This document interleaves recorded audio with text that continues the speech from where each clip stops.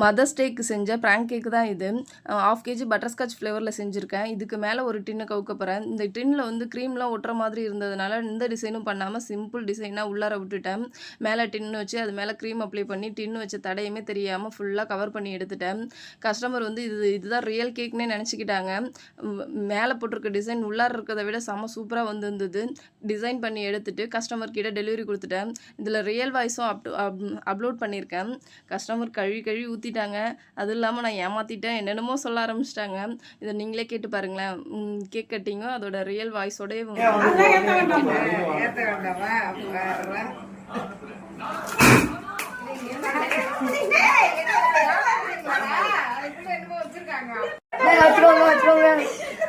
தூக்கணும்.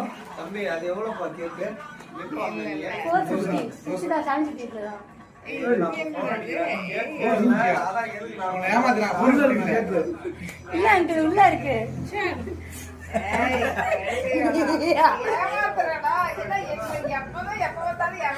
நான் சொன்னல இதுதானே நீங்க இல்ல இந்த கேக் தான் போடுறேன். நானும் ஏதோ சின்ன கேன் வச்சுட்டேன். அப்புறம் தான் நான் இல்ல வேணாம்னு சொல்லி சொன்னேன்.